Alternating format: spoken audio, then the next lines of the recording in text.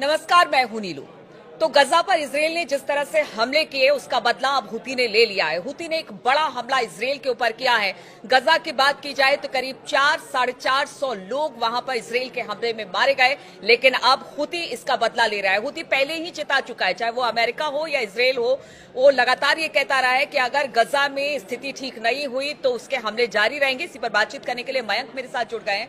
मयंक, जिस तरह से गजा में इसराइल ने हमला किया, इतने सारे लोग मारे गए, रमजान का महीना है, पहले रसद रोकी गई और अब तो कह लीजिए कि सीज फायर तो बिल्कुल खत्म हो चुका है। ऐसे में अब हुती का ये बदला, आप किस तरफ से इस वॉर को आगे बढ़ता देख रहे हैं? देखिए, हुती की तरफ से 2 हाइपरसोनिक मिसाइल्स जो हैं वो सेंट्रल और साउथ इसराइल के ऊपर फायर की गई कल, और बताया जा रहा है कि ये, जैसा कि आईडीएफ की तरफ से दावा किया गया है कि रात को सेंट्रल और साउथ नेगेव के इलाके में रात के वक्त अचानक सायरन बजने लगे।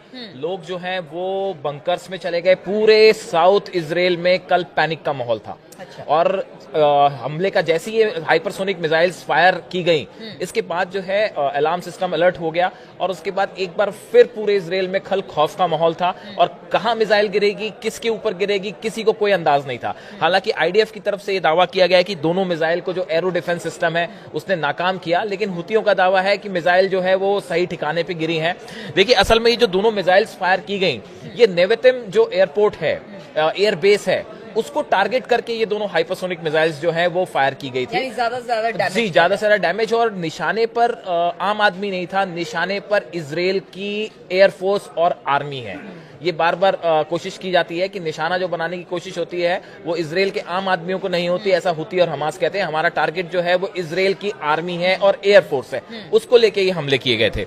दूसरी तरफ अब इसराइल का कहना ऐसा है कि हमले हमने नाकाम कर दिए हैं, लेकिन हुती और हमास दोनों की तरफ से ये बात साफ कर दी गई है कि जो अटैक गजा में इसराइल ने किया है इसका बड़ा बदला लिया जाएगा और आने वाले कुछ दिनों में इसराइल पर इससे भी बड़े हमले के लिए इसराइल को तैयार रहना चाहिए। और देखिए, ये एक हमने पहले भी कई बार देखा है कि इसराइल का जो डिफेंस सिस्टम्स हैं, वो चाहे आयरन डोम हो, चाहे एरो हो, ये सब सिस्टम्स पहले भी फेल हो चुके हैं कई बार। तो ऐसे हालात में पूरे इसराइल में एक पैनिक का माहौल था। रात के वक्त अचानक सायरन बजने लगते हैं कि भाई मिसाइल अटैक है, मिसाइल कहां पे गिरेगी, क्या बड़ा नुकसान तो नहीं हो सकता। लेकिन उसके बाद देखिए, अब जैसे जैसे हालात, जो आपने कहा कि अब इसमें आगे क्या, देखिए हुतियों की तरफ से तो पहले ये कह दिया गया था कि भाई अगर किसी भी तरह का आप हमला करेंगे तो हम जवाब देंगे। अमेरिका एक तरफ हुतियों पर हमला कर रहा है, वहां पे जो लाल सागर में जो हुती की तरफ से जो है बताया जा रहा है कि 48 घंटे में 3 बार जो वॉरशिप्स हैं अमेरिका के, उन पे हमला किया गया, इंक्लूडिंग ट्रूमैन।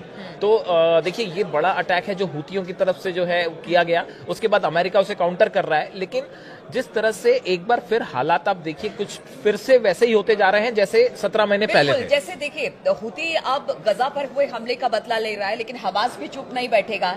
इधर अगर ईरान की बात की जाए तो ईरान भी कहा यह जा रहा है कि वो भी हो सकता है कि अगर ये हमले तेज होते हैं इसराइल की तरफ से या अमेरिका इसमें इन्वॉल्व होता है तो फिर इसमें दखल ईरान का भी हो बिल्कुल सकता 100% होगा। देखिए, ये जो हमला इसराइल ने किया, सीज फायर तोड़ा, देखिए इसकी तैयारी पता चल रहा है कि 1 महीने पहले कर ली गई थी। अब आप देखिए ये कितना एक प्रकार का वो है कि एक तरफ तो नेतन्याहू और इसराइल जो है सीज फायर चल रहा है और आप अंदर ही अंदर एक बड़ी प्लानिंग कर रहे थे बड़े हमले की। ये बात अब साफ हो गई है। सोशल मीडिया में इंटरनेशनल एक्सपर्ट कह रहे हैं कि ये डबल स्टैंडर्ड जो था एक प्रकार का, कि आप ऊपर से तो सीज फायर दिखा रहे हैं, आप ये चाह रहे थे शायद कि बंधक पूरे रिहा हो जाएं, लेकिन अंदर ही अंदर जो है ये बड़े हमले की तैयारी 1 महीने पहले से इसराइल कर रहा था, जिसकी आशंका पहले से हमास को भी थी, जिसकी आशंका हुतियों को भी थी और जिसकी आशंका जो है ईरान को भी थी। ईरान भी इस बात के लिए तैयार था कि आज नहीं तो कल ये सीज फायर खत्म होना है। अब देखिए, इन हालात में कई चीजें हैं। पहली बात तो बंधकों का क्या होगा।